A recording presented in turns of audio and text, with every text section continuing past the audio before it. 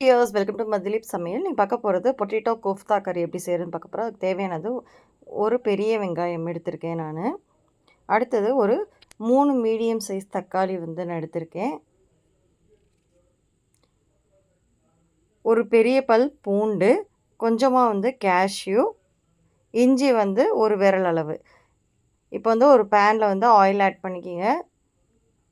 1 1/2 spoon ஜீரகம் add பண்ணிக்கிங்க. இது நல்லா பொரியட்டும். பொரிஞ்சதுக்கப்புறம் நம்ம வெங்காயம் ஆட் பண்ணிக்கலாம். தேவையான அளவு உப்பு ஆட் பண்ணிட்டு நல்லா சுருள வதக்கிக்கலாம். இதோட ஒரு 3 வரமிளகா, ஒரு காஷ்மீரி சில்லி சேர்த்து நான் வதக்குறேன்.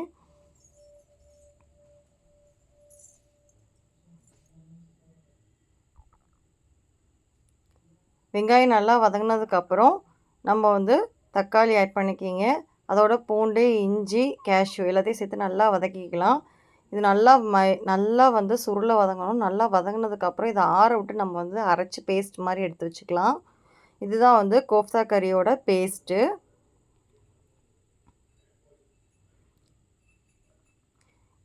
அரைக்கும் போது கொஞ்சமாக மல்லித்தூள் ஆட் பண்ணிக்கிங்க. இல்லை உங்களுக்கு முழு மல்லியாக இருந்தால் கூட அதை கூட ஆட் பண்ணிக்கலாம். ஒரு 4 பொட்டேட்டோ நல்லா வேக வச்சு எடுத்துருக்கேன். அதில் கரம் மசாலா கொஞ்சம், தேவையான அளவு கொஞ்சமாக உப்பு, ஆல்ரெடி நம்ம உப்பு போட்டு தான் வேக வச்சுருக்கோம். ஒரு ஸ்பூன் அளவு மிளகாய் தூள், கொத்தமல்லி இலை, மல்லித்தூள், இதெல்லாம் சேர்த்து நல்லா நம்ம பிசைஞ்சிக்கலாம். இதுதான் பொட்டேட்டோ கோஃப்தா. இதில் ஒரு ஸ்பூன் அளவு கார்ன்ஃப்ளவர் மாவு நம்ம ஆட் பண்ணிக்கலாம். இது பைண்டிங் பண்ணுறதுக்கு, அப்போ தான் நல்லா உருண்டை பிடிக்க வரும்.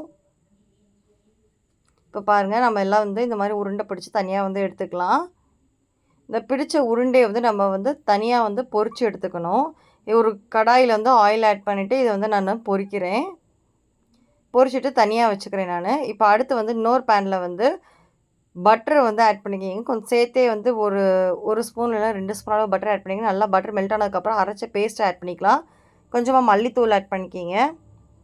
கரம் மசாலா கொஞ்சமாக ஆட் பண்ணிக்கிங்க. தேவையான உப்பு ஆட் பண்ணிட்டு பச்சை வாசனை வரைக்கும் நல்லா வதக்கிக்கலாம். எண்ணெய் நல்லா பிரிஞ்சு வரும். இப்போ பாருங்கள், நல்லா எண்ணெய் பிரிஞ்சு வந்துருச்சு. இதில் 2 ஸ்பூன் அளவு சுகர் ஆட் பண்ணிக்கிங்க. இப்போ நல்லா பச்சை வாசனைலாம் போய் நல்லா வெந்ததுக்கப்புறம் நம்ம வறுத்த கோஃப்தா நம்ம ஆட் பண்ணிக்கலாம். இதில் கோஃப்தா ஆட் பண்ணிவிட்டு ஒரு 2 மினிட்ஸ் மட்டும் வச்சுட்டு ஃப்ரெஷ் க்ரீம் ஊற்றி கஸ்தூரி மேத்தியை ஆட் பண்ணிவிட்டு ஃப்ரெஷ் க்ரீம் ஆட் பண்ணிட்டு நம்ம சர்வ் பண்ணிக்கலாம். அவ்வளோ சூப்பரான ஒரு பொட்டேட்டோ கோஃப்தா கறி கிரேவி ரெடி ஆயிடுச்சு. கண்டிப்பாக இதை ட்ரை பண்ணி பாருங்கள். நம்ம பரோட்டா, சப்பாத்தி இதுக்கெலாம் எம்மியாக இருக்கும்.